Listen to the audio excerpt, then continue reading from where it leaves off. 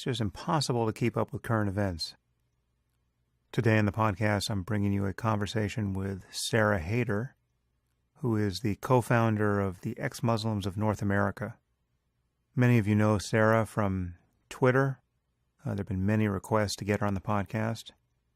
Very happy to finally have her on, but we spoke after the Manchester bombing, but as it turns out, just before the London atrocity.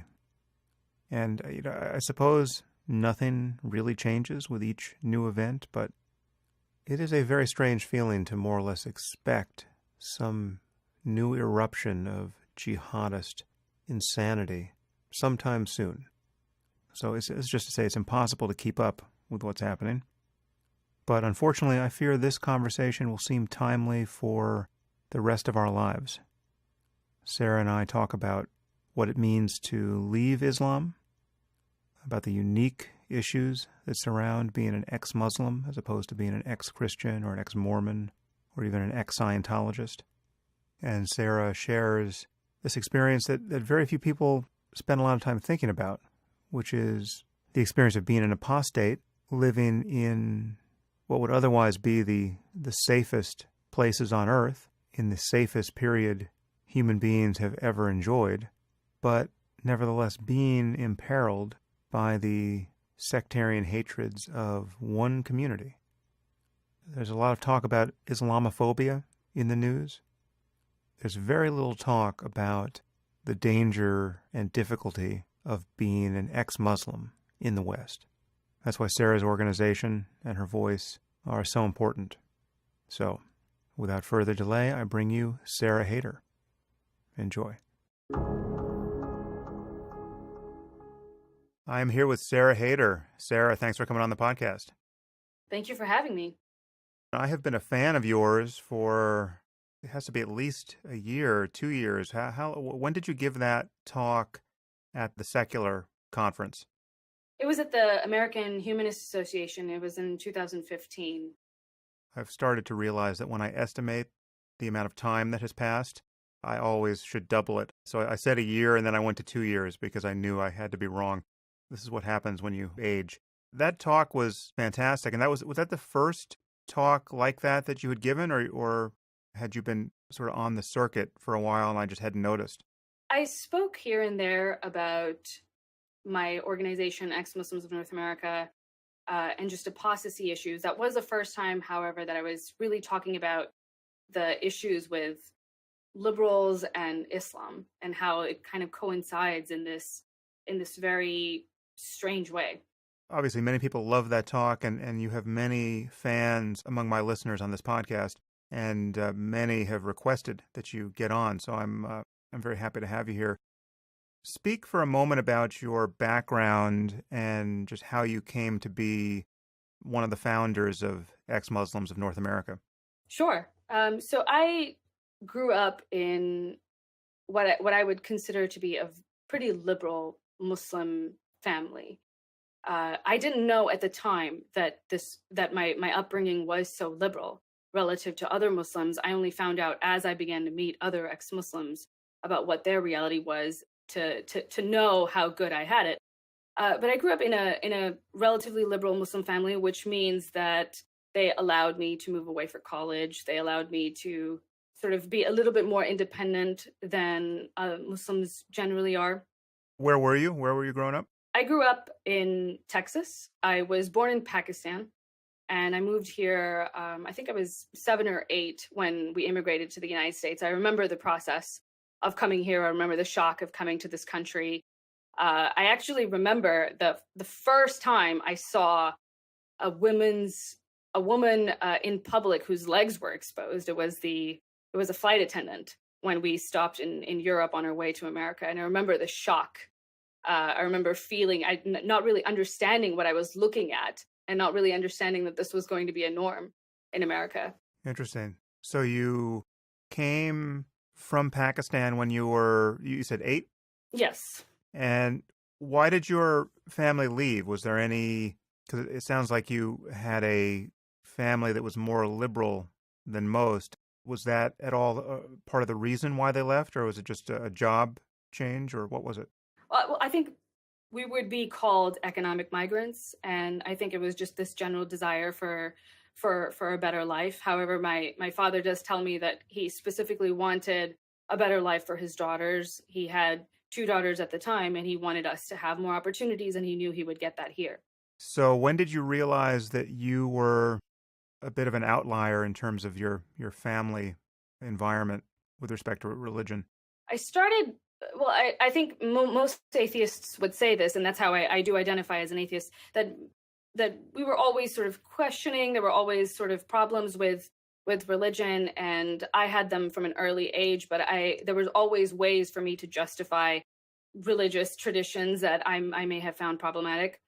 Until I got to be a little bit older. I was in my mid-teens when I really started looking at the religion in a really critical way. I started actually reading for myself the Quran and finding that there were problematic verses and things that didn't really make a lot of sense to me. And the more that I looked into it, the less that it made sense. And I actually encountered quite a few militant atheists, and this is why even to this day I don't think that militant atheism is such a horrible thing, because it does push people like me to look into their faith, if only for the reasons that that we want to defend it. And that is what happened to me. That I knew some atheists, and they were giving me some questions, some probing questions, and I wanted to be able to defend my faith. So that was one of the reasons that I looked into it with such urgency, because I wanted to be able to defend it, and I found that there really wasn't much there for me to defend. And so I left the faith. Were these ex-Muslims or were these Westerners? Oh, these were Westerners. These were people who came from a Christian background and then left their faith, and then started pointing out the problems within Islam to me. And of course, I was offended. So this is something that people talk about a lot, that Muslims are offended when you talk about their faith in a critical way, and that's to be expected. And I was offended. I remember being offended, but that offense, it doesn't really mean anything. And in the longer arc of what we're talking about, which is truth. And of course, people will be offended if you talk about something that they hold so dear. But it did push me to look into religion. Well, the offense is really a symptom of not having an argument. I don't get offended if someone claims that my deeply cherished mathematical beliefs or historical beliefs are false, because either they have an argument or they don't, and just offense never enters into it. The fact that we're in the territory where someone only has their offense to wield shows that there's a problem intellectually. That's probably a part of it. At that time, when I was first being confronted with the problematic verse of the Quran, I didn't know it was possible. That seems ridiculous, and as I'm saying it, it sounds ridiculous. But I remember at that time not knowing. You just didn't know what was in the Quran at that point when you first had these conversations. Right. I didn't know exactly what was in it, and I didn't know that it was even possible to look at it in anything but as this extremely virtuous text. I didn't know that there was an interpretation like that out there. So when I first encountered it, it was quite shocking to me. So do you actually ascribe your becoming an atheist to these conversations? Can you point to the conversation that was a tipping point, or is the process more amorphous than that? It was death by a thousand cuts. This was definitely the encounter of pushback by what I would consider militant atheists was a part of it. And this is why I defend militant atheism at today, because I know that it had something to do with why I left. But it wasn't the only reason. There were 100 different reasons that the religion was making less and less sense for me. And I was starting to figure that out on my own. And pushback from people that were non-Muslims did influence me into looking at it in a deeper way, with more urgency than I would have otherwise. But I was finding that there were a lot of problems on my own. There were, historical problems. There were contradictions within the Quran itself. So there were a variety of issues with the faith.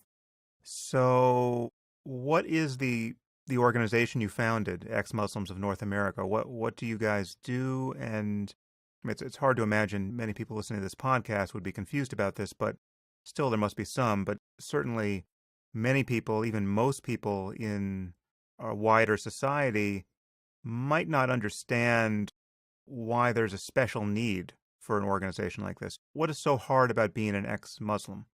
I think, well, like you said, it's not really well understood the extent to which there is Muslim conservatism and the way that Muslim communities in the West practice their faith and practice their traditions.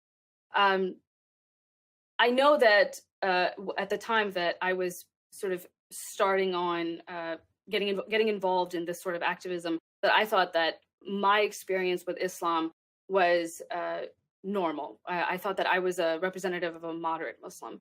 And then when I started to meet other ex-Muslims, I found that this was not the case at all, that I was extremely lucky with my experience with my parents, the fact that I had been that I had left the faith, and I hadn't been threatened by them, I hadn't been abused in any serious way, and I hadn't realized that I was kind of an outlier with that experience. And as I began to meet other ex-Muslims, I started to see that there was a huge need for people to meet others like themselves.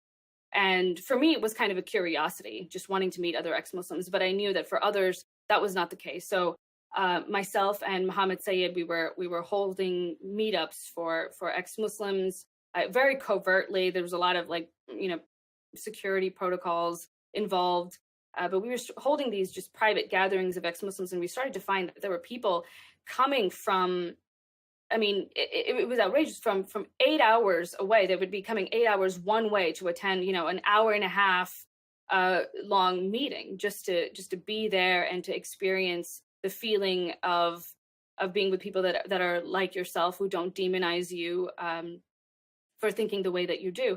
And so when we started to see that, how major of a thing it was for other ex-Muslims, we knew that this was something that needed to be a real thing. We needed to organize, we needed to create an organization around it, we needed to foster communities like the one that we had started to build in DC, all across the United States and Canada, and teach them what we had learned about community building, about security, about privacy.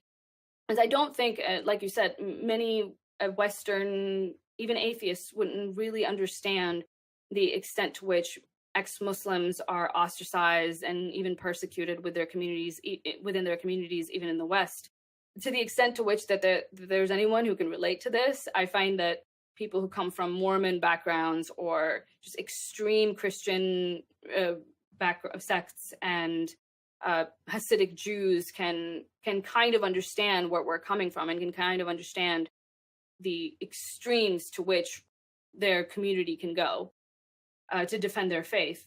So I don't think this is something that is understood by the broader community of even atheists.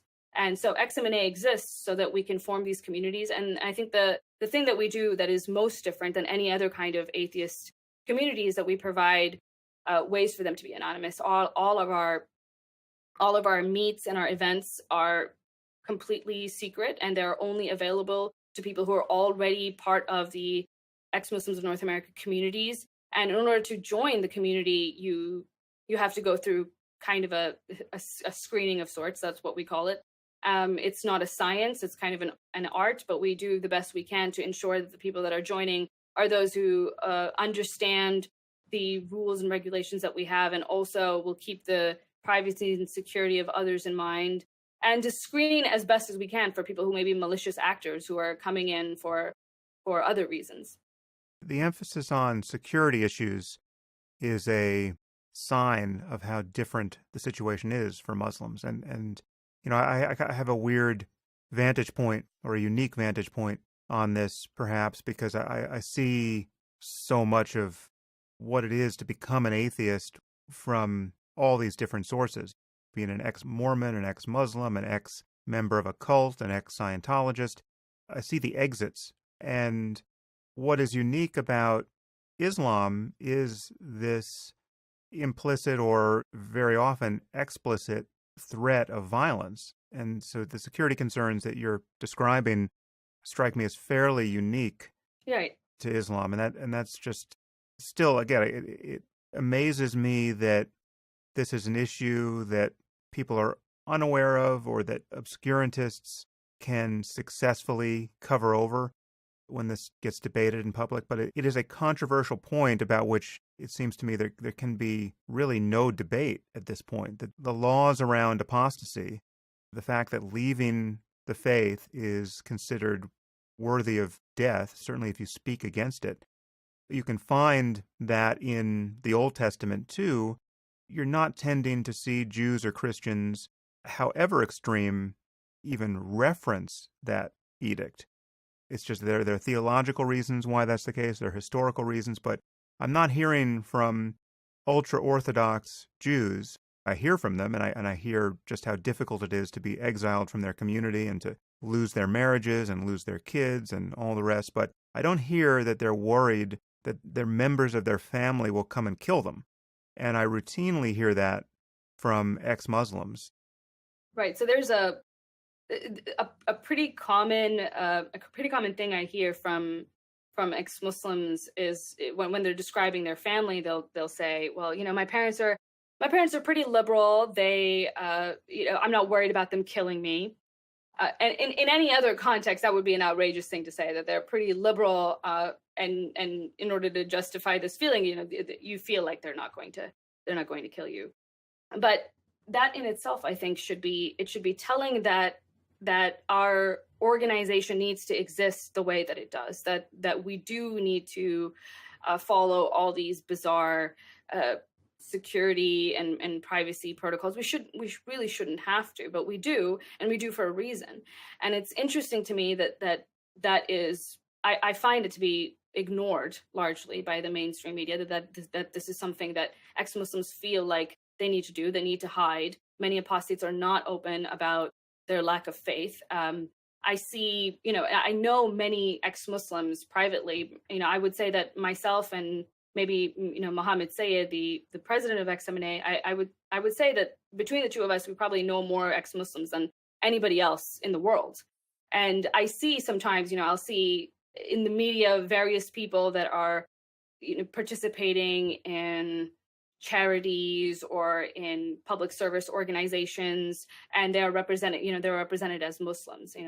This Muslim person is doing, XYZ charitable endeavor, and it's very wonderful. And I will know privately that these are ex-Muslims, but they're not able to be open about their lack of faith because of the blowback that they will get in their community. So if you're, for example, you're working on a charity serving people in poor women in Pakistan, you're not going to be open about your lack of faith, because if you are open about your lack of faith, you're not going to be able to reach that community at all. You're not going to be able to have any contact with them. So in order for you to continue doing the work that you're doing, you're going to have to lie about your faith. So a lot of ex-Muslims do exactly this. And to the extent that we're talking about religious freedom, I know we talk quite a bit in the mainstream media, especially liberal media, leftist media. There's a lot of conversation about civil liberties of ex-Muslims and religious freedoms, and we talk about them in context of certain traditions like the hijab. To the extent that the most fundamental freedom within the context of a belief system isn't guaranteed, that is to say, the freedom to leave, the freedom to not believe at all, to the extent that isn't guaranteed, in my opinion, we can't have a conversation about freedom within that religion at all. Everything is to some extent coerced, because the most basic freedom, the freedom to leave, is never guaranteed. And the security concerns are really pernicious, because even if nothing ever happens, right, even if you never become a victim of any kind of violence, the plausible concern about violence is ever present, and it adds friction to everything you do. Now, I encounter this in my personal life because of the issues I touch, but it has to be considerably worse for you and for anyone who's doing something similar. I'm very close to Ayaan Hirsi Ali. I know what her life is like. I'm close to Maajid Nawaz. He will, I'm sure we'll talk about what he's doing and how it may be different from what you're doing, but still, anyone who's working in this space inherits this massive burden of worrying about what will happen when they become too visible. And it's as simple as not being able to hold a conference, right? Or not being able to have physical offices. If you're going to have an atheist conference, generic atheist conference, or a meetup for ex-Mormons, you never have to think that someone might want to show up and not only annihilate you, but annihilate himself just for the pleasure of killing everyone in attendance. And this is an all too plausible concern given the world we're living in now. Is there anything more to say about how you handle the security issue that could be useful for ex-Muslims who may want to join your organization to hear, to put their mind at ease about how you handle this? Or is there any more to say about what it's like to be trying to get a movement off the ground under the burden of these kinds of unique concerns? What I can say generally is that I don't think it's clear from the outside of the day-to-day struggle that this presents with us running an ex-Muslim organization. For example, we get nervous when we do simple things like go to the printer or go to the bank, and we have reason to be nervous. And there's a sort of paranoia that overshadows our basic day-to-day operations, and it presents a difficulty in that it's difficult to do our work enough as it is. And then on top of that, if you have to worry about being discriminated against or possibly being harmed in a severe kind of way by your banker, it makes the work that much harder to do. But from here on out, I'd rather not go into the details of how we protect us. Yeah. You did an interview with Jeffrey Taylor, which was a great read. And you said one thing there that I wanted to read into this conversation. You said, if Muslims feel they're being badly treated here in the United States, they can go to Muslim-majority countries. But where can a person like me go? I'm in the safest place I can possibly be, and yet I'm too afraid to tell people where I live. It's tragic for me that there's even a need for our organization. And that really does expose just how unique a position it is to be an ex-Muslim. You are in the safest place in the world to be if you're a Muslim, even, really. I mean, we can talk about the problem of anti-Muslim bigotry, but I think it is safe to say that most Muslims are safer in the U.S. than they are in most Muslim-majority countries, given how unstable and sectarian those tend to be. But for an ex-Muslim in the U.S. or in really anywhere in the West, I guess it gets worse once you go to Western Europe, there is this real concern about not being protected by any community. Right. And just to mirror your language, it's true that I believe it's true that most Muslims are safer in the West than they would be in a Muslim country. But more Muslims are safer in the U.S. than are ex-Muslims. Ex-Muslims are less safe in the U.S. Ex-Muslims are less safe in Western countries than your average Muslim. And I think that's a perfectly fair thing to say, and it should be extremely concerning. Yeah, and obviously you inherit all of the problems of, quote, Islamophobia, insofar as that is a problem. Having your name looking like someone who was born in Pakistan, you encounter the same bias or bigotry that any Muslim could be worried about going through an airport or in any other situation where that would become relevant. And yet you have this added concern, which I would argue is a far more pressing one, which is you have some percentage of the Muslim community that thinks what you're doing warrants a violent response. And you never know how big that percentage is or how much you're on their radar. And it bears repeating, this is unique to Islam. As badly behaved as Scientologists are when you take a good swing at that hornet's nest, they don't come and kill you. You know, they can make your life miserable. They can sue you. They can show up at your office with a crazed look in their eyes and video cameras pointed at you 18 hours a day. These are bizarre people who are in an especially bizarre cult, but they don't commit murders and they don't commit suicidal acts of terrorism.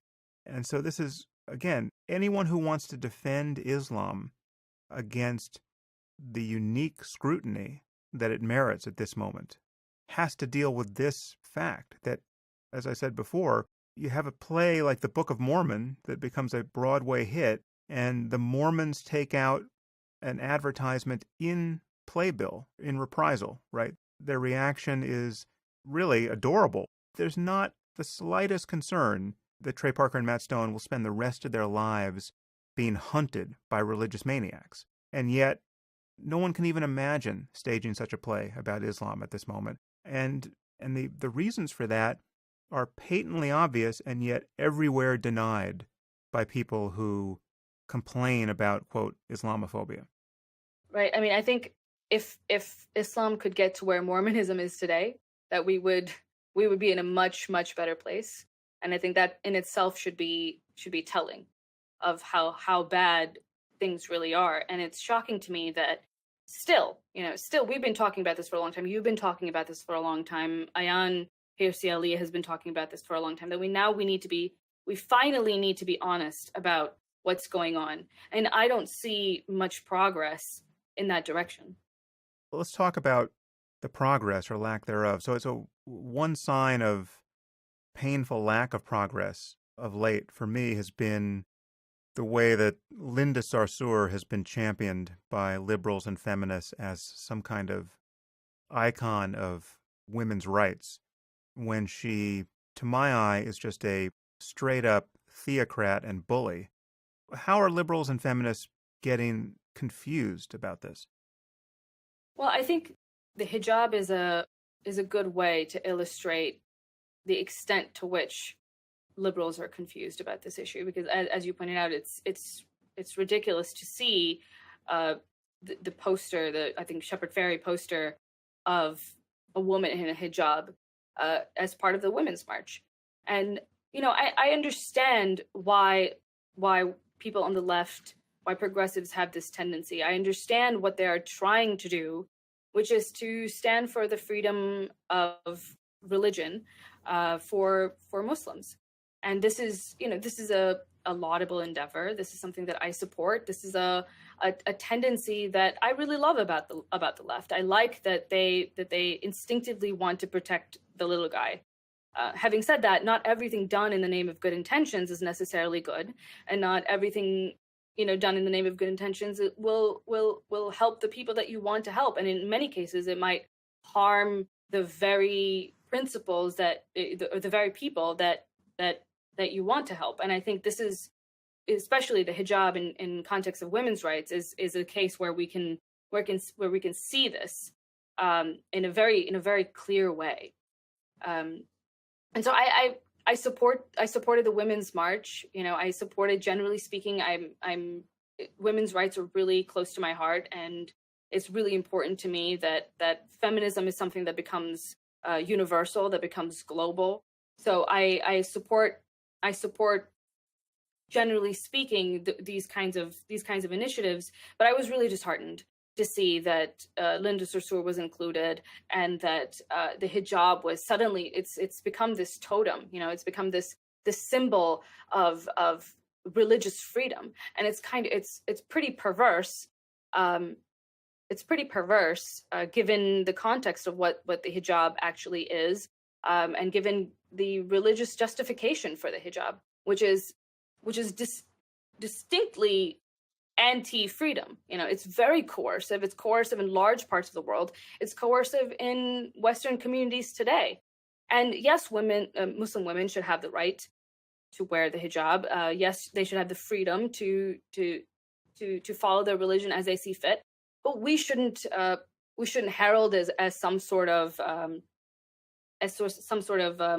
symbol for women's rights as a whole, because that's not what it is. And the symbolism behind the hijab matters. And that's what's shocking to me, is that, yes, we'll talk about the fact that Muslim women choose to wear it, and they should have a choice to wear it, and they should have a choice to be as religious as they want to be. But what does it mean to wear a hijab? Why do Muslim women feel that they need to wear a hijab? You'll hear, I think it was Dalia Mogahed that was on The Daily Show a couple of years, maybe just a year back, I'm not sure exactly when, but she was talking about the hijab, and she referred to it as a means to privatize her sexuality, which is a very interesting way of putting it.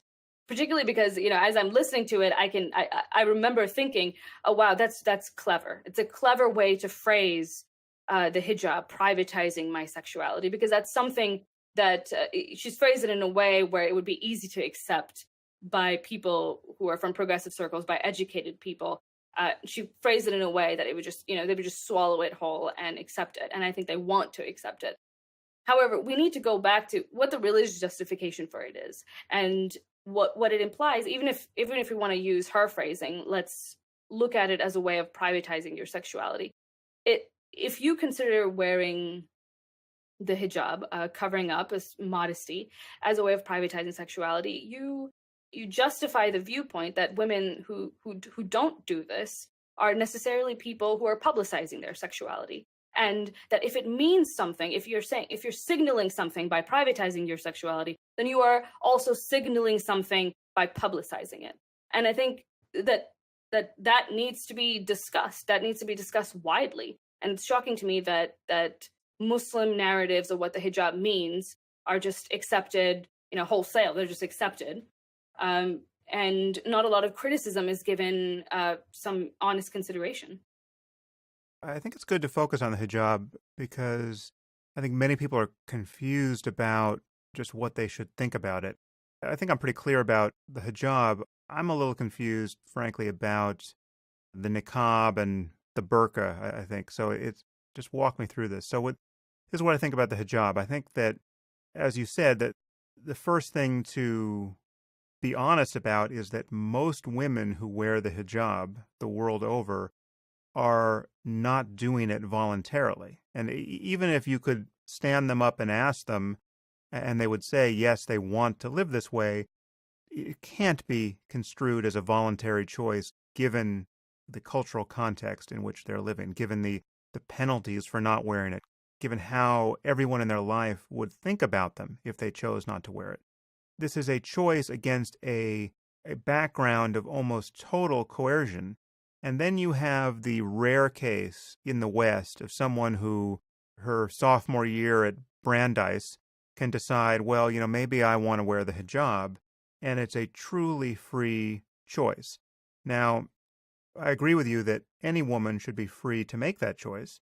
They should just be honest about how different a choice that is than the pseudo-choice that's being made every day by a woman or a girl in Saudi Arabia or any other theocracy.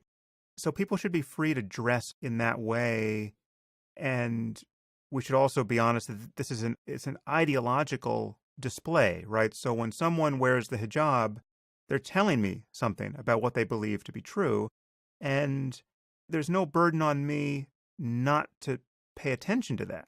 I can notice that their external choice as an indicator of their internal worldview. Right? And worldviews matter, right? What people believe and declare is important to them matters. So it's a conversation. You are starting a conversation with the world when you decide to put on a hijab. And one of the things you're saying, privatizing your sexuality is one way of putting it, but you seem to also be conceding, as is explicitly stated within the doctrine of Islam, that the onus is upon the woman to conceal herself as a way of protecting men from their lust. It's not that the onus is not on the men not to be boorish monsters who are just groping any woman in sight who's not sufficiently covered. The onus is on women to be sufficiently modest. Even if you're making a free choice in the West and Dalia Mogahed is your guru, this is an anti-feminist concept of where the blame for social awkwardness and lust gets placed. Every choice, even if there is a choice that is freely made by a woman, it doesn't necessarily make it a feminist choice. And in the context of the hijab, even if Dalia or Linda Sarsour have freely made the choices that they've made, that doesn't make them feminist choices. They can be anti-feminist, they can be anti-women, they can be anti-women's rights. And that needs to be discussed and that needs to be talked about. To add on to what you were saying, when there's this burden of sexual purity that's placed on women, It's kind of a, it really is something that I would call a rape culture of sorts, where women that are subject to sexual assaults bear the blame if they are women who don't cover themselves in an Islamically prescribed way. And this is something that is pervasive in the Muslim world. The idea that a woman who shows her body, who is even walks in a certain way or speaks in a certain way, they are to blame for male assaults against them. And you can see reflections of this in the ways that Muslim men treat non-Muslim women. I mean, I know there's the sexual assaults that happened in Germany on New Year's Eve. It wasn't something that was very surprising to me and to many people from the Muslim world. It's not entirely surprising because there is a dehumanization of women who don't cover themselves in the way that Islamic women are supposed to cover themselves. It seems to be a signal, a free pass to do with those women as you will, because they do not have the same kind of dignities that women who are covered up have. So let's move on to even more aggressive covering. So the niqab, wherein only the eyes are exposed, and less people are familiar with that, I think, than the burqa, which is what you tend to see in Afghanistan, where everything is covered, and you just have this kind of mesh for the woman to see out of. There, I feel like my sympathies change a little bit because there's something so, in the current climate, it's so provocative, but also, I think, unsafe and uncommunicative about covering the face. You don't know who anyone is. You don't get any of the social cues that are actually important for understanding whether you're safe around a person. The person who's having this imposed on them is being deprived of almost everything that's good in the world in terms of interacting with other human beings. What's your feeling about whether or not something like, take the French approach to banning the niqab in public? How do you feel about that? Because again, following what we just said about the hijab, my bias is certainly to let people dress however they want, but there is something really terrible about covering the face in public, and I don't actually know what we should do about it. Well, I agree. It's that it's unsettling in the way that just the face veil is unsettling in the way that a head covering is not. But I don't think that we should change our approach to it. I think anytime that a facial covering of any kind, a mask, be that be a party mask or a ski mask, wouldn't be allowed. Neither should a face veil, religious face covering, be allowed. But aside from that, yes, it is disturbing. Yes, it is. Yes, it does speak to this distance that Muslim women are sometimes forced to have with the world around them. But that doesn't mean that that taking an action like banning it would be helpful. In my opinion, it isn't. I think what we do need to grapple with is that many Muslim women buy into the ideology that is given to them. Many don't, but many do. That's why you have Lindis Resurs. That's why you have Dalia Mogaheads. Is that there are women who buy it, and they actually believe that they are being empowered by Islamic traditions. And so there are women who willingly put it on, or think that they are willingly putting it on, and they feel empowered by it because they are fed a certain kind of worldview. And forcing them to take it off would not win us any favors from those women. And if anything, it might turn them into people that would want to wear the hijab, that would want to wear religious garb as a political protest. And increasingly, I see the hijab and just various kinds of religious garb as a form of political protest. And I don't think we should encourage it being turned into something like that, because it becomes more powerful in that way. And the harms that the religion itself perpetuates because of the hijab gets brushed to the side. That's interesting, because I think the rationale for the French policy, or at least the one rationale that makes sense to me, is that if you ban these things in public, what you're doing is you're creating a space where all the people who are being coerced into wearing these religious symbols are free, because of the protection of the state, not to wear them. They're no longer obliged to do what their family insists that they do, because it's illegal to do it. And so you've created this context in which girls and women can be free in a way that they wouldn't be if you just let everyone decide what they should wear. But it sounds like you think that on balance, you'll actually just alienate more people than you will liberate by doing that. So to follow up on what you said, which was that perhaps it would free the women that are truly coerced. Let's say a certain percentage of women are coerced to wear certain kind of religious garb in public.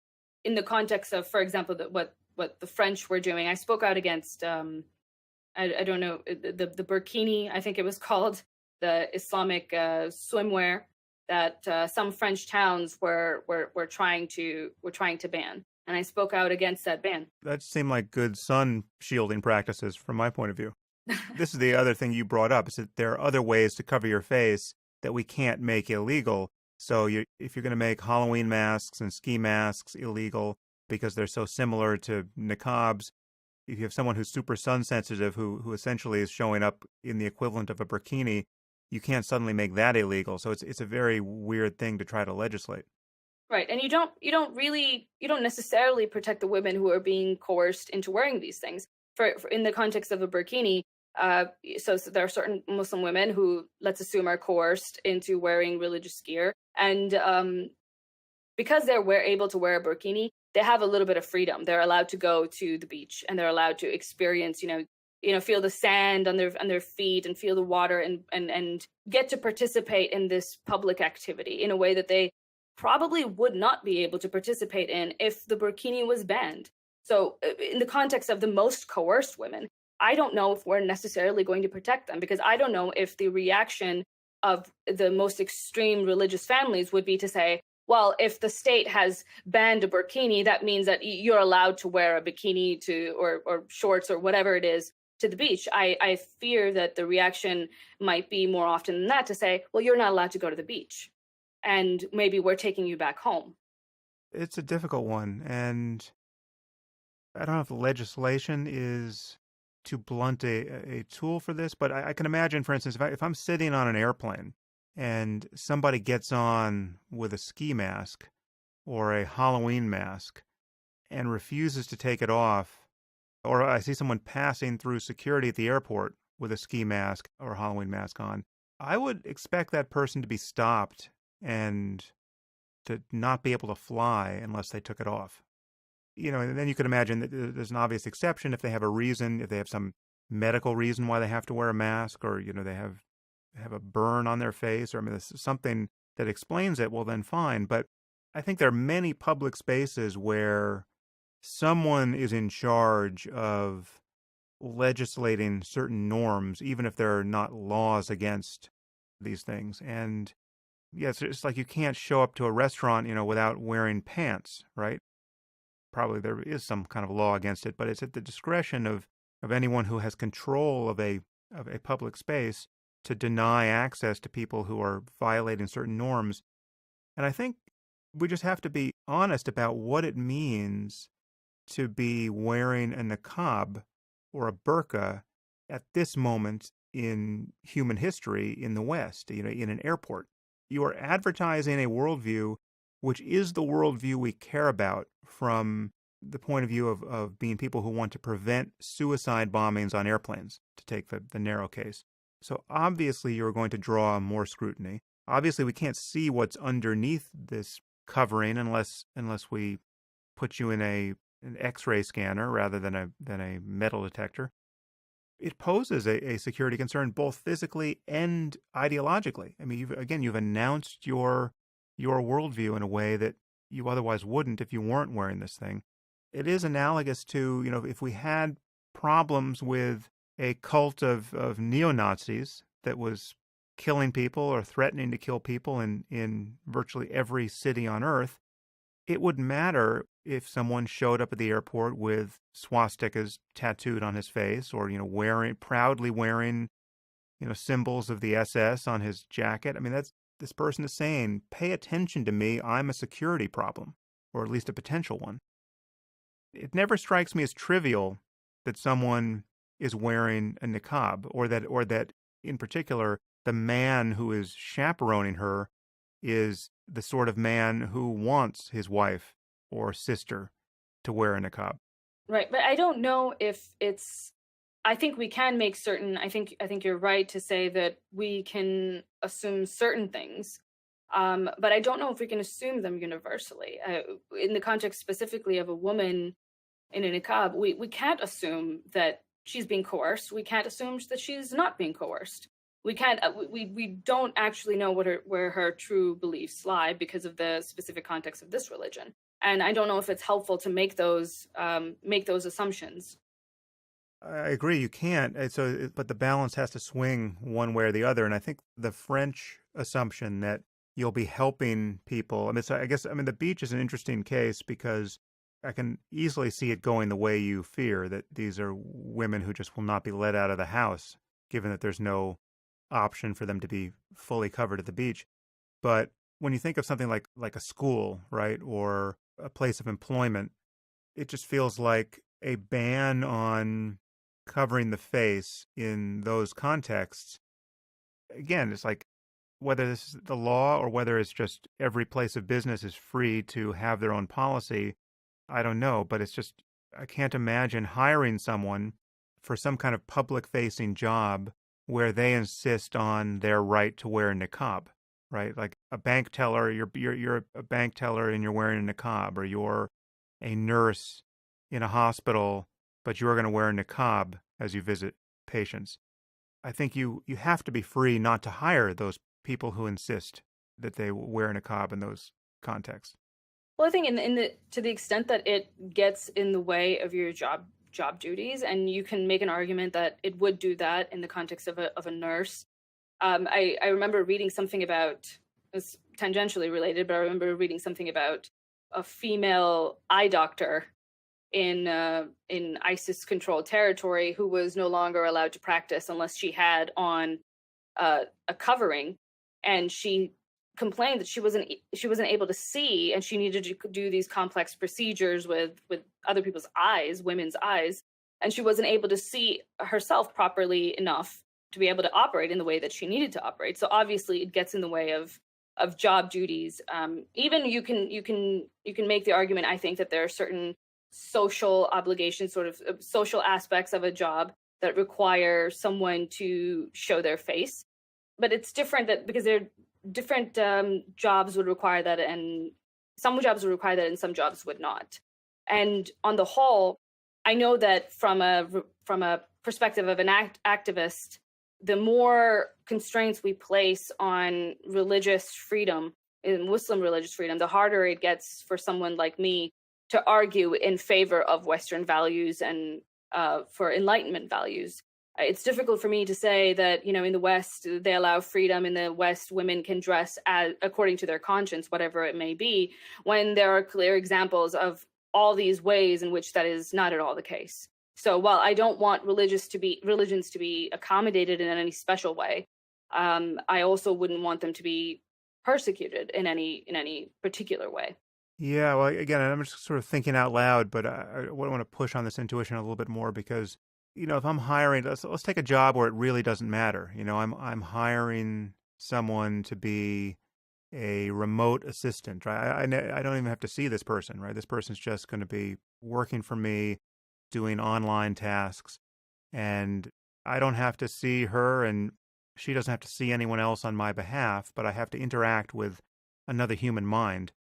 And, it seems to me that I'm under no burden to hire a neo-Nazi for that job, right? And when someone says, well, listen, I really want to work for you, but I happen to be a neo-Nazi and I think that it would be a good thing if we just rounded up all the Jews and blacks and killed them, that's disqualifying. It's an idea that is disqualifying. But this person could argue, well, this actually doesn't prevent them from performing their duties perfectly. I mean, this is a job where I just need digital papers shuffled.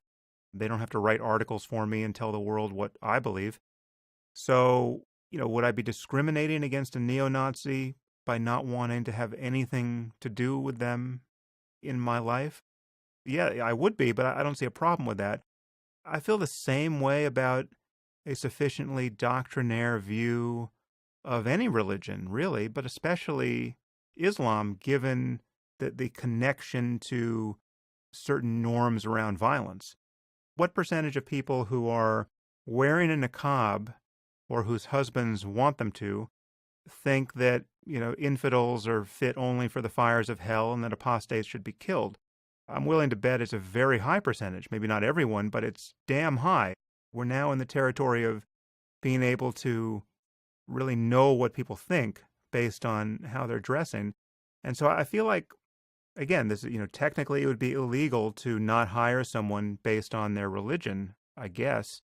But it just seems like, I feel like we need to be clear across the board. And again, it's hard to know how this gets realized in the public sphere, but I think we just need to be clear that certain ideas are so anathema to civil society that calling them religious and putting them under the rubric of religious freedom doesn't take the stink off of them. And it certainly doesn't remove the danger of having any significant number of people subscribe to these ideas.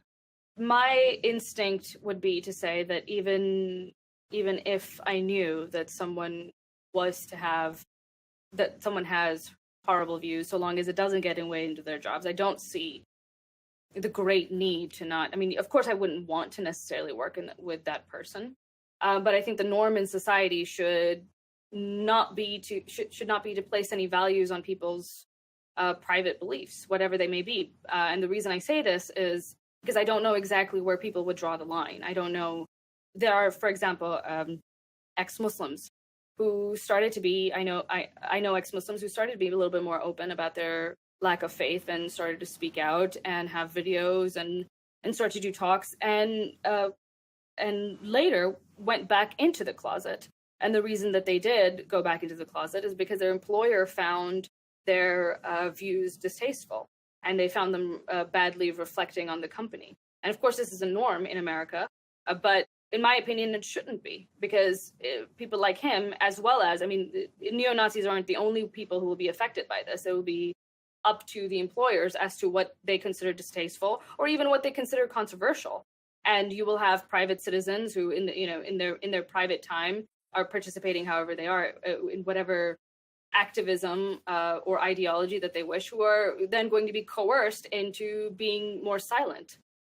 Well, I guess this is just a place where our intuitions part company here. I think I have a more libertarian intuition about how we resolve these issues going forward. I mean, I certainly acknowledge that there is a time in the life of any society where you need to make it illegal to discriminate against people for various things. But I think there's a further point, and I certainly hope we've reached it, where if you're discriminating against the wrong people, you will just pay the price for that, right? So if you're a organization that won't hire any atheists, well, then there will be a cost to that. You'll be reliably selecting against some of the most intelligent, well-educated people in our society.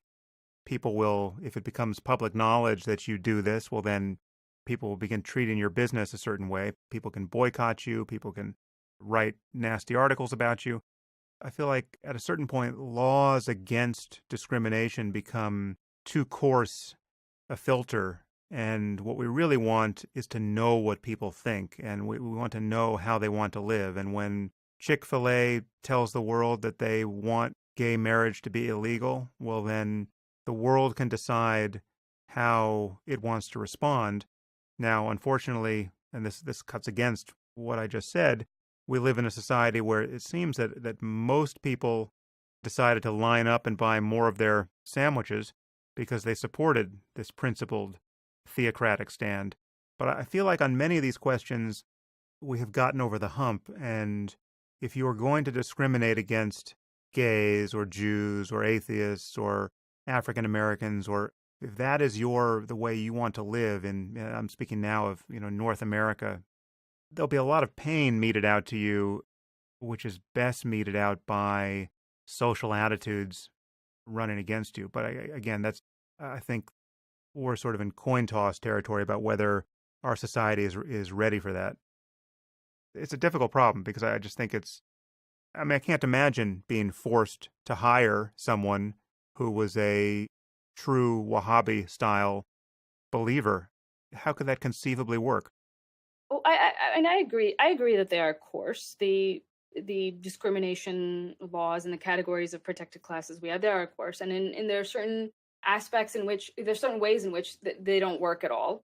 And I'm again just going to throw ex-Muslims as an example. What if ex-Muslims of North America chooses not to hire Muslims, not just Wahhabi Muslim, but any Muslim, anybody who even identifies with the label Muslim, but we choose not to hire them. I think that, there are some people that would say that this is a form of discrimination because the law is coarse, but that doesn't mean, I think, that my intuition still says that it is necessary, because you can have a minority that is so small, is so small and so ignored that the broader social, the social means we have of correcting such a problem are not going to be enough. And again, ex-Muslims can also be an example for this side of the debate as well, where our discrimination isn't something that is visible to the vast majority of Americans. And many people have a political interest in covering up the particular persecution that we face. And I remember the gay cake thing that was just on the news media. It was on every channel that I paid attention to. And it was because this was a big issue that there was a small, I think it was a mom and pop company that didn't want to make a gay cake because they disagreed with their religious prescriptions. But there are Muslims who will do the same to us. And there are far more of them than there are of us. And there's not many places that we can go.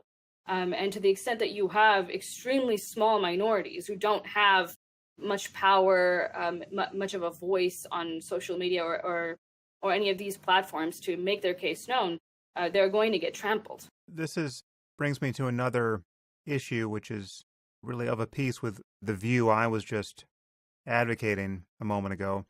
How can we deal with the confusion about Islam and the obscurantism about it by Muslim apologists? How can we be honest about the unique problems in the Muslim community, problems of intolerance of free speech and women's rights, and the unique connection between specific doctrines within Islam and, global jihadism, without seeming to be pushing bigotry of any kind or intolerance or an alt-right political agenda? Well, what's clear to me is that the answer to that is not what I would want it to be, which is that my initial understanding of activism, when I first got into activism, my thought was that all we needed to do was be more honest and just focus on facts and nothing else. And that would be enough to get people who are progressives to pay attention to this issue and to stop being obscurantists when it comes to this issue. But I haven't found that to be the case. The way that I approach it now is I talk about the harms of not being honest about the issue, about what we stand to lose when we conflate Islam and Muslims. And to the extent that I think that there are people on the left and there are progressives who are motivated by a desire to protect Muslims, they should be aware of what it is exactly that they're risking, of the harms on the other side that are likely to come about if we are not honest about this issue. So are you finding that you have, I'm just kind of mapping Ayan's case onto yours. There are probably some differences there, but, she is a famous ex-Muslim and has reaped a whirlwind of abuse because of that, and has found that her natural allies in the media and in think tanks and other institutions have been right-wing, given the liberal confusion about just what you said, the difference between protecting a vulnerable minority and caring about political equality for people on the one hand, and speaking honestly about Islam as a set of doctrines. Are you finding that you have allies on the right disproportionately, or have you just at this point discovered that because you're an explicitly atheist group, they're not even allies? You're not Muslims who have converted to Christianity. You're atheists, which is, I would imagine, disproportionately a problem on the right. So how are you finding yourself treated by non-Muslims across the political spectrum, and how has the election of Trump affected things? Well, I would agree with my case has been similar to Ayan's in the sense that I have found more of a welcome in right-wing circles. To go back to the cake controversy, ex-Muslims of North America we were having our third anniversary, and we requested that a large chain in our area bake a cake for us. And on it, we requested that there would be our logo and our name, ex-Muslims of North America, and then the text, "Congratulations on 3 years." And the bakery refused to make the cake.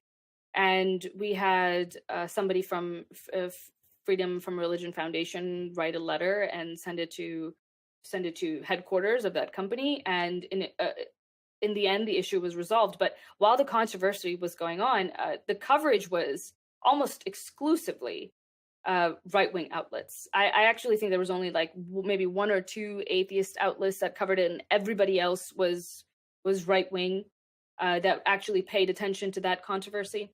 So I think that it is true that the right-wing, the people on the right in general, pays more attention to this issue. They may be more honest than the left about what the problem is, but I do not think that they are honest at the end, and they're not honest about the cause. So I've noticed, for example, when I discuss the hijab with conservatives and with people on the left, I'll find that with conservatives, they'll agree with me that the hijab is a barbaric practice. It's something that is anti-woman, but their reasoning tends to go back to the idea that it is a Muslim practice.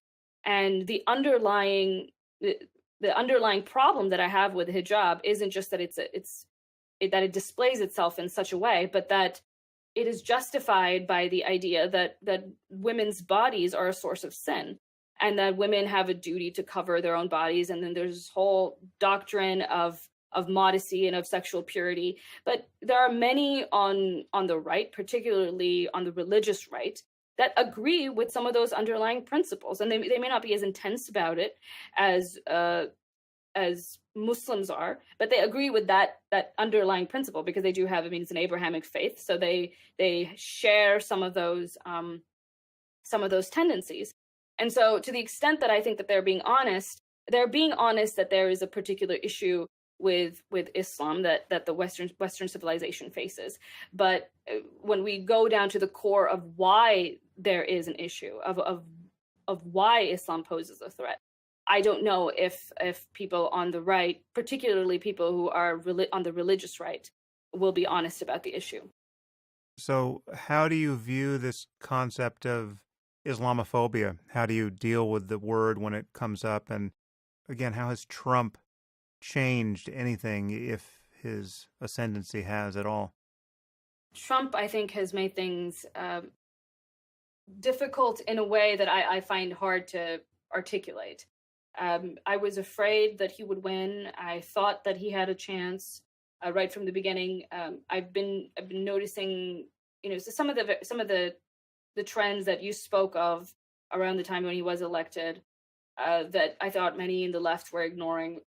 And I predicted that he wouldn't be somebody who's good for this conversation. And I think that my prediction has been true. I haven't seen him make any motions that are moving us forward in this conversation other than to call it for what it is. But honesty, if we're going to have it, this is just partial honesty, and it's only step one. And just because somebody's able to name it doesn't mean that they're able to go anywhere else with it. And I think Donald Trump has shown in many ways that he isn't able to go anywhere with it. He went to Saudi Arabia just last week, I think, and I don't recall him saying anything about the human rights abuses. No, he didn't. In Saudi, I don't recall him saying anything at all. And I wouldn't have expected him to. I didn't, this, to me, it seems like there's too many people like him who are all too happy to use Islam and the threat of Islam as a cudgel against their left-wing opponents, but they're not actually caring about the roots of the issues, and they're not really being truthful when they say that they will address the very heart of it. I think Donald Trump has empowered people, apologists for Islam, because I think the left has taken this very reactionary stance, and it has to be called reactionary because that's exactly what it is. It's just a reaction to the power that they now see in the right wing, to defend Islam more fervently than they would have ever defended it before. And I've noticed that there are people who were somewhat on the edge, people who were familiar with the issues that ex-Muslims faced, and they were willing to speak about it here and there, who are now feeling pressure to pick a side, and they have picked a side, and the side that they've picked is, let's not talk about it right now. Now is not the time to talk about it. So the election of Donald Trump, on the whole, I think has been just disastrous for this conversation. Yeah, no, I noticed the same thing. It's a swing into identity politics as really the only remedy for Trump.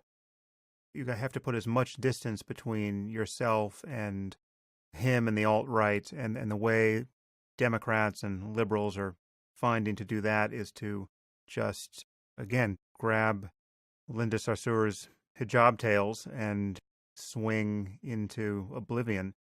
It's a real problem because it is making it harder to talk about this. But frankly, I was surprised at the line that Trump took with the Saudis, because he, in the election, he was very clear on this point. I think he has at least 3 or 4 tweets. His record as an intellect is almost entirely a matter of what he has tweeted.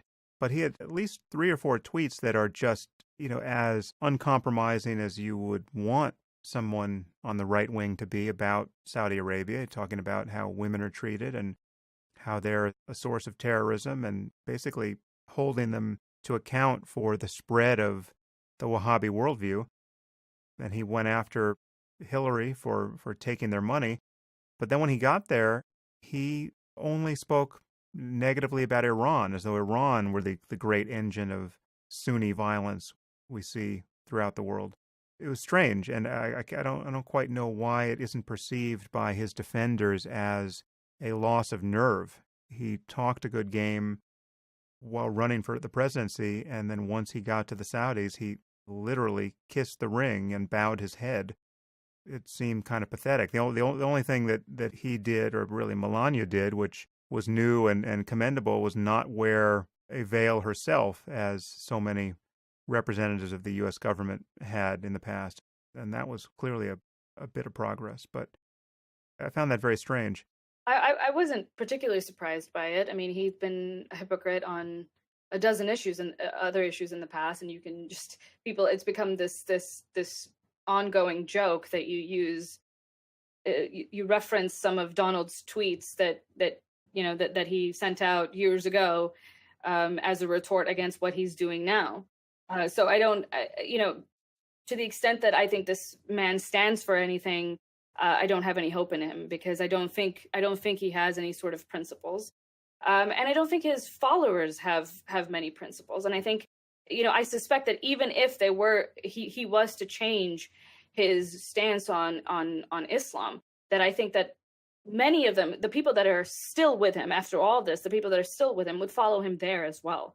And I think that's something that's very frightening to me, where I see this happening on both sides of the debate, but particularly on the right, where there doesn't seem to be any kind of, there's no sense of what it means to be a conservative, what conservative principles are anymore. It's just this ego, and you follow him wherever he goes. And I'm seeing that the two parties use the issue of Islam just as a political tool, just as a volley that they pass back and forth in order to score points against one another, and both of them move further and further away from anything remotely resembling principles on this area.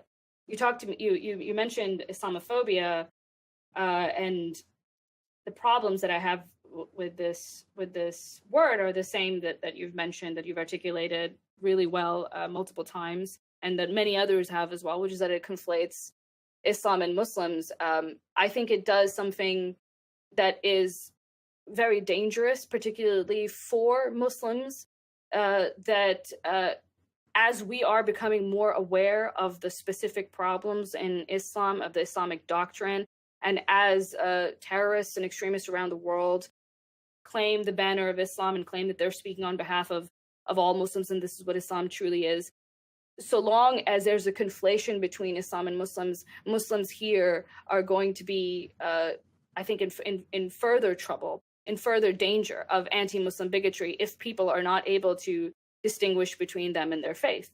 I was reading, I think it was a Brookings poll that showed that Americans did make a distinction between Islam and Muslims, and what it found was that Americans had a more negative view of Islam than they did have of Muslims, which I think is a great tendency. You know, it shows that Americans are less willing to feel negatively about a group of people, and they feel more free to do it about an ideology. And what we need to do, we need to crystallize this distinction. We need to separate them as much as possible. And the reason is to protect Muslims from facing any kind of backlash that is taken in the name of their faith by others. Well, I completely agree with that, obviously. It's just, if you can't make that basic distinction between people and ideas that can be subscribed to one or another degree by people, and people can change their attitudes with respect to those ideas overnight, you just can't even begin to have an honest or productive conversation about this issue. It's just, that is the one lever which you have to have in hand to start any kind of rational process going. And it's the one thing that Muslim obscurantists and apologists and, people who represent groups like CAIR, the Council of American Islamic Relations, seem to want to obscure at any cost. I mean, it's just, that is the thing that they don't want you to understand about this situation, that Islam is a set of ideas, some of which are obviously pernicious and divisive in principle and that need to be criticized, and Muslims are just people, and they're not people necessarily who have any particular ethnic background, given that you can easily convert to or away from this set of doctrines. It's true that most people from certain Middle Eastern countries are Muslim, but the usual approach to identity politics doesn't really fit here, and people seem to be using identity politics in a very cynical way to advance what can only be called the interests of a kind of stealth theocracy. Well, I think that what you mentioned, this conflation, this very cynical conflation, is in many ways it's dehumanizing to Muslims. It paints them, as you said, as an inherently religious people, and like as if it's a feature in the way race is a feature, skin color or any kind of physical attribute, and it's not something that you're born into believing. It's just it's something you're taught to believe. It's something that becomes a part of your life, but it is, you are able to shed it, and ex-Muslims are proof that this is something that is possible even in the most extreme circumstances. Yeah. So let's talk about one extreme circumstance which is becoming increasingly expected even in the West. Let's talk about the recent Manchester bombing. We now have this pervasive threat of terrorism, and this is the latest instance. Now, in the aftermath of something like this, we hear the predictable things. We hear that the bomber was just evil, right? And the implication being that evil people will do evil things anyway. They don't need religion to do that. Or we will hear that they're insane, which is often assumed in this context. And again, that takes the onus off of Islam entirely.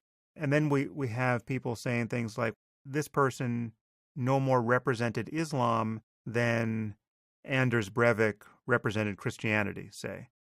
What do you do with that? I think this falls in line with a broader problem with the way that we in the West look at Islam, which is that I think Western Christians and just Western religions as a whole have sort of moved away from from the ideological, foundations of their faith.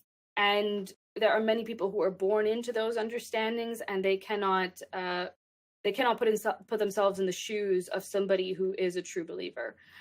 So to the extent that it represents that terrorists are evil people, I think this is something that makes conversation so difficult, because I know for a fact that conservative Muslims and religious Muslims truly believe that what they're doing is good for the world, is good for their children. I mean, there's this idea that if a Muslim, if a Muslim father forces his daughter to cover up, beats her if he finds that she is dating somebody, secretly, there's this idea that he is a bad father, that he is a bad man. But from a religious context, he isn't. Not necessarily.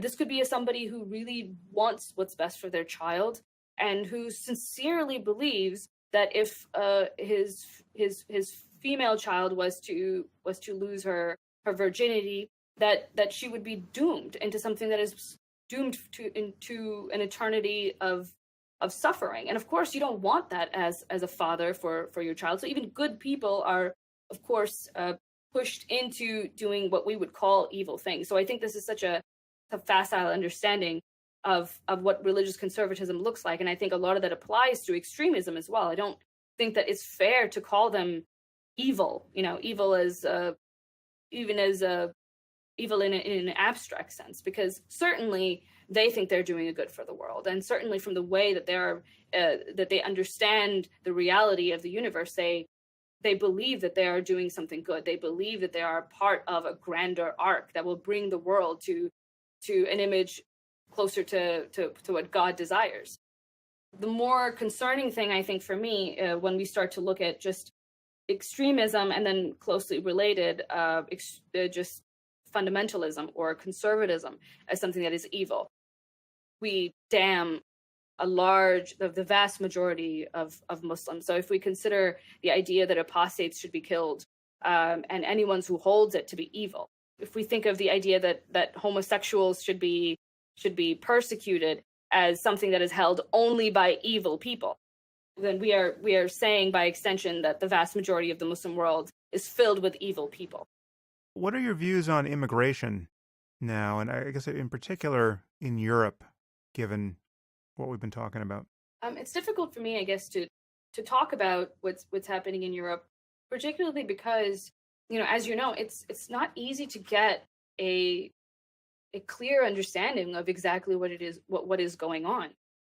There's just two exactly polar, opposite views of what's happening, of the effects that refugees and migrants are having on society, and it's hard to make sense of what's going on. And I think my general tendency, which is to land somewhere in the middle of those two polar opposites, is not going to be the more something that ends up being more accurate.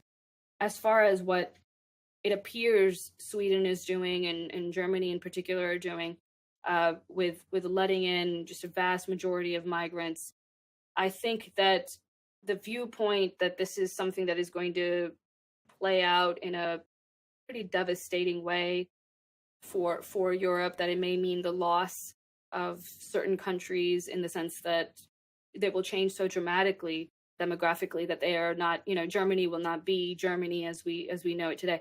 I think that those fears are not unfounded, and I think that to let in so many people with no clear plan of how to integrate them, perhaps not even a desire to integrate them, is incredibly reckless. And it does a disservice even to the people that are coming in. I mean, they're the best thing that happened to me, and I mean, I'm an immigrant to the United States, but the best thing and I'm an economic immigrant, but the best thing that happened to me was not just that I live a slightly more comfortable lifestyle. It's that I was granted the freedom to live life the way that I wanted to live it. I was given protection from the state to be able to do that. That I was able to encounter ideas that changed my feelings on on my role as a woman, on my role in the universe. To me, that's the best thing that the West has to offer. But if these immigrants are going to go in and they're going to make a little Pakistan in Germany or a little Afghanistan, then the people within them, they're not going to experience these social freedoms and liberties that you would experience if you were a more immersed immigrant. That's a great point. It's a really hard problem to talk about, and it's just getting harder because it would be hard to argue, probably impossible to argue, that the status quo is optimal, that what is happening now is exactly what everyone should want. Given the failures, the obvious failures of assimilation thus far, and given just the implications of the floodgates opening, it's hard to see that this is good for Europe and, as you point out, good for the people who are immigrating for entirely the right reasons. This has to be, at a minimum, thought through better than it has been. What's your view about the prospect of reforming Islam and creating a tradition of secularism along the lines that Maajid Nawaz is attempting versus what you spend, it seems, most, if not all of your time emphasizing, which is undermining the religion itself and effectively spreading atheism, or at least providing a rationale for dropping religion entirely. How do you view the difference between those two projects, and do you think that only the latter is ultimately viable, or do you think there's a place for both? To begin with, I support the efforts of reformist Muslims. I support, Maajid Nawaz. I think what he's doing is incredibly brave, and I think he's doing it for all the right reasons. And I support people like him who are pursuing, the advancements of society using those means. But I disagree with the project altogether. I think it is not viable. I think it is not intellectually sustainable. And I think that needs to be something that we need to grapple with. For example, I think there is, from a reformist perspective, there is this idea that Muslims are just sitting there on some sort of continuum. You have liberal Muslims on one end and conservative Muslims on the other, and you can move conservative Muslims along that continuum one reinterpretation at a time. You can give them just enough reasons and groundings to allow them to just move along that continuum, and hopefully they'll end up being liberal Muslims. But this, I think, this doesn't take into account the constraints of the faith itself, and many people have brought them up. So I don't think I need to go over that. That there's only a certain extent to which that we can really reinterpret the faith. Certain parts of the Quran have more room for interpretation. You can be a little bit more flexible with how you're wanting to look at it, and certain ones don't. And you're really tying yourself down to your ability to be able to do that, your ability to be able to tie yourself, into the shape of a pretzel in order to get to a liberal understanding. I think that's going to be very difficult. It's going to be hard to play out. And I think that model of a continuum where where Muslims can just sort of abandon aspects of their faith, as if there were just mere traditions, just as if they were just cultural artifacts and something that they felt close to but weren't tied down to. I think that understanding is incorrect. I think for the vast majority of Muslims don't see it in that way, don't see a continuum with liberal and conservatism. I think they approach their faith as a model for reality. I mean, they literally believe in what it's telling them, and they believe that it is more true than any other model for reality that we can possibly attain in this world. I was listening to, just the other day, a interview of Richard Dawkins by Mehdi Hasan, who's a British journalist. I think he's in America, but he's this intelligent guy. He's well spoken, very well spoken, good with the rhetoric, and he's able to articulate his beliefs in a way where you can tell that he is more cosmopolitan than the average Muslim. And in that conversation with Richard Dawkins, Mehdi confessed that he did believe in the miracles of Islam, which is that he did believe that Muhammad flew to heaven on a winged horse, that it was literally a truth. And if you have people who are so educated, so cosmopolitan, who believe that that is an actual reality, not some sort of metaphor, but that it happened, and they form their worldview around this, and what you're really encountering is it's not a continuum. It's just oppositional worldviews in the way that heliocentrism and geocentrism are oppositional worldviews.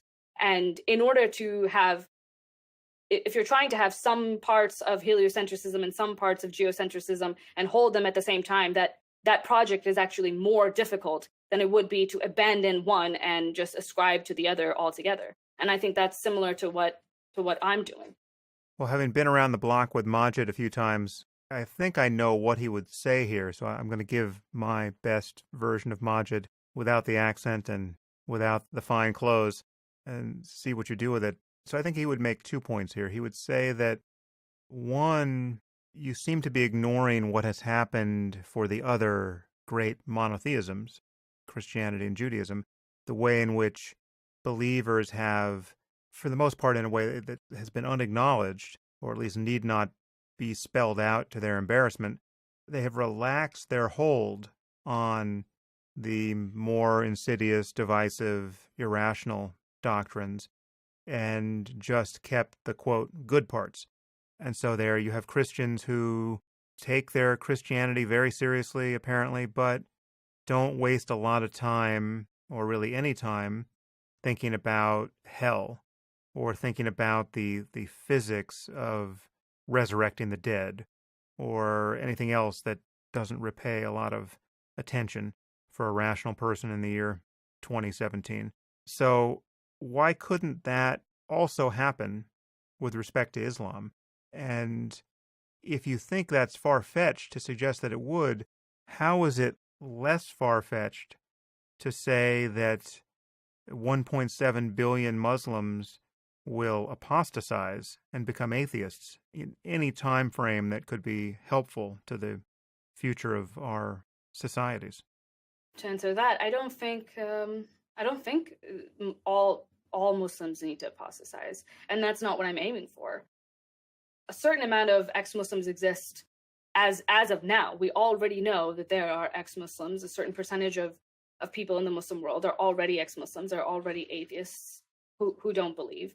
I think if we were just to get to a position where those people were able to be more vocal about their lack of faith, it would be enough to just plant a seed of doubt in Muslims as a whole, because I don't think the problem of extremism is due to conservatism as a whole. It's due to this idea that they are 100% sure of the truth of their faith, and all you would need to do is put in just enough doubt that it goes from 100% to 98 or even 99, and that might be enough that they don't hurt other people.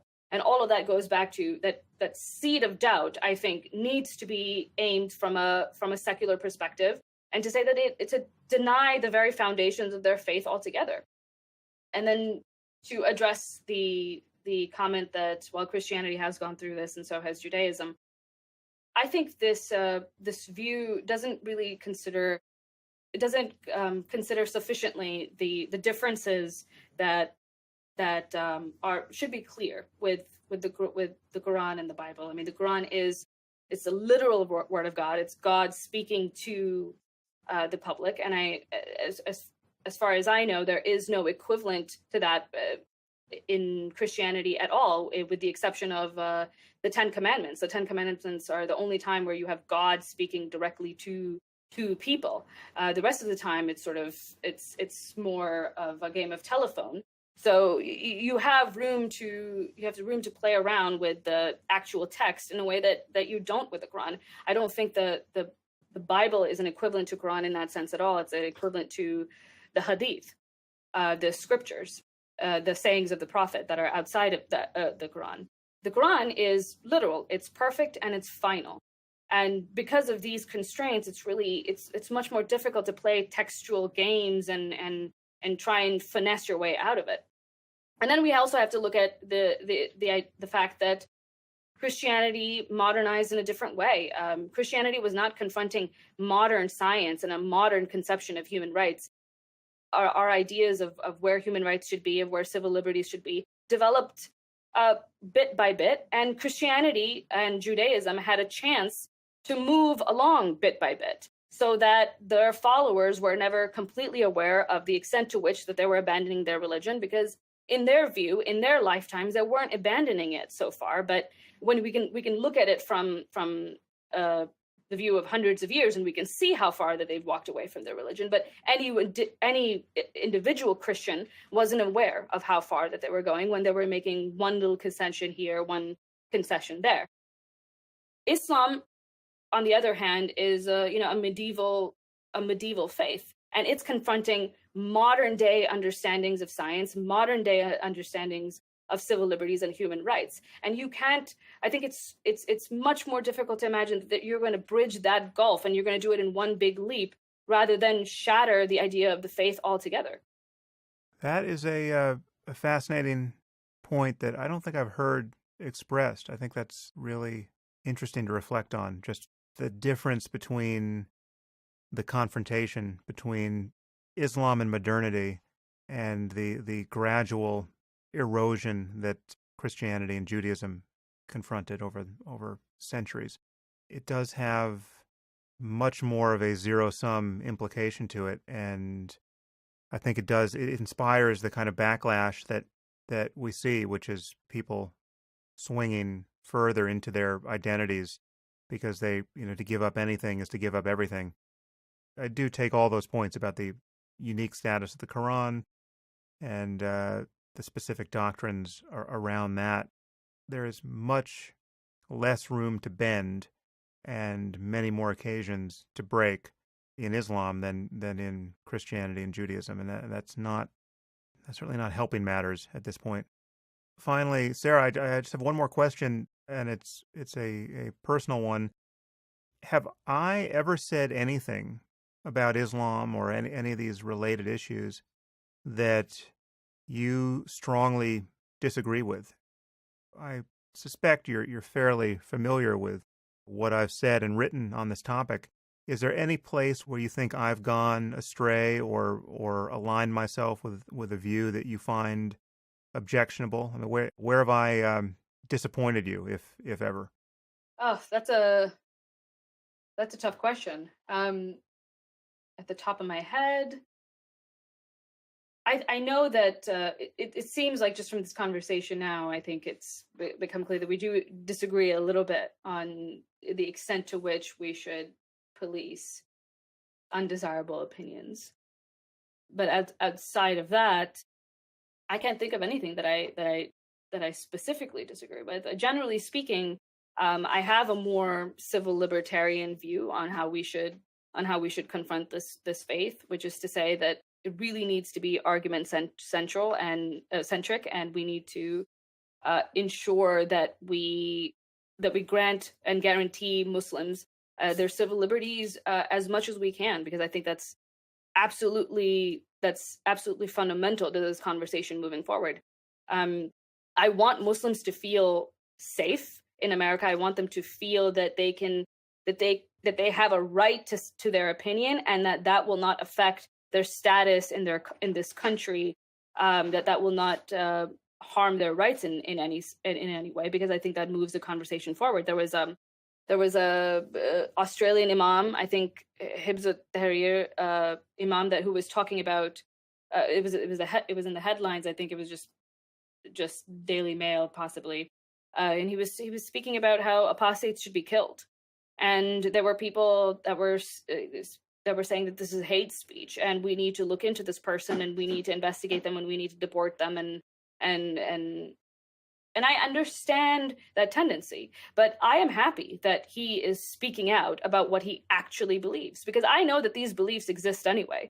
I know that they're undercover, they're hidden from view, and many Muslims, some Muslims will share them with other Muslims. Extremist groups will hide and they will talk and it will spread these views, and they will do it effectively because they're not out in the open, and they have secularists and atheists and even progressive Muslims don't have access to that conversation, so that we can't intercede, and worse, because it doesn't exist out in the open. Someone like me can't point to it and say, look, this is reality. There are many Muslims who think that apostates should be killed. I have a harder time advocating for the protection of ex-Muslims. I have a harder time convincing fellow liberals that this is how bad it actually is in Islam, unless these ideas are voiced in a public forum. And one of the ways that Muslims will feel free to do that is if they know that even if they have despicable views, their civil liberties are guaranteed.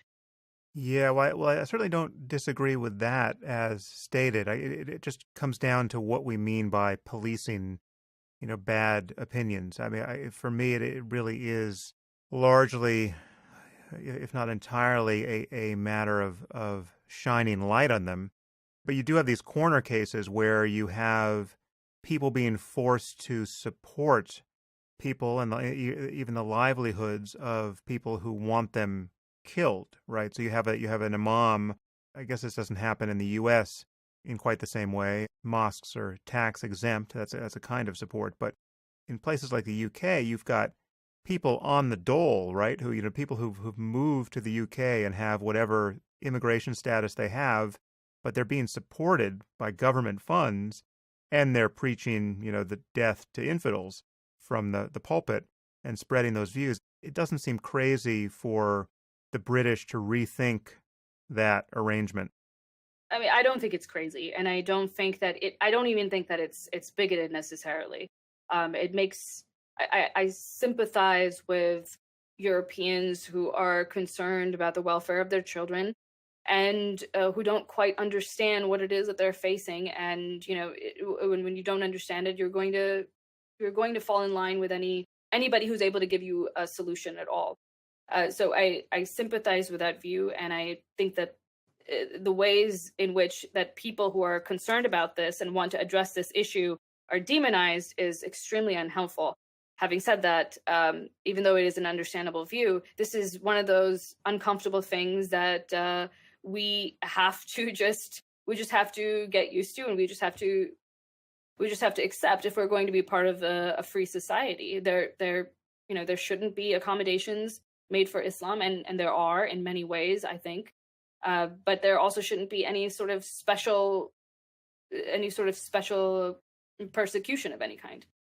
Again, it's just most of the interesting cases are in these gray areas. So, and it's not going to make us comfortable to choose it. I mean, I understand that I understand how uncomfortable this is for me to say. Believe me, I don't like it either. That this person is, there are. I know that there are imams even in the United States who hold extremist views. They may be sharing extremist views, and they may be supported by my tax payments to the government, and that's that it makes me uncomfortable, but it is a price that I pay for living in a free society. And I think that yes, it seems like this is a way we can tackle an issue, but I think that it's the wrong way to go. Well, just to be clear, because I do want to get at our difference of opinion here, if in fact there is one, but I'm not sure there is. So, for instance, I am a free speech fundamentalist. I think you should be able to say anything, and there should be no law against saying it, I guess, short of actually, suborning the murder of somebody and becoming a part of a stream of causes that would get someone killed. But, you should be able to be a neo-Nazi and, have a podcast and talk about your neo-Nazism, and you should be free to be a jihadist and talk about those views without sanction, except for the sanction of everyone noticing and finding you to be a contemptible person as a result. So the reputational disadvantage of having dangerous and idiotic views should be there to be exploited. And then when you come down to things like hiring, so for instance, I don't see how you could hire a self-described jihadist, right? Or a true conservative Wahhabi or a Salafi Muslim. How could you? It would be a security threat to you to do so, right? It's just you couldn't actually do it. And to force you to do it or to call you a bigot for not doing it would be insane. Do you disagree with that?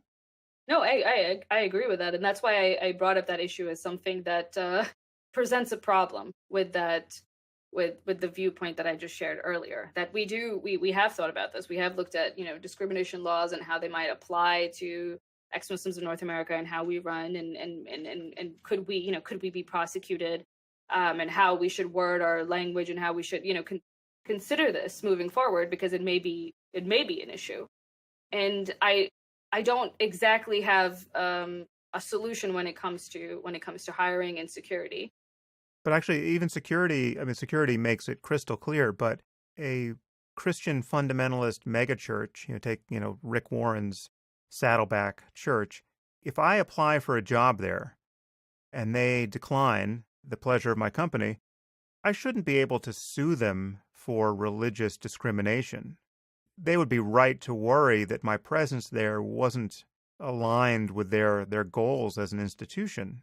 Again, now we're just in the territory of ignorance here, because I think maybe there is some kind of loophole for religious institutions to only hire people who share their faith. I don't know, but it's clear to me that there's no security issue here, but why on earth would they want me representing their institution?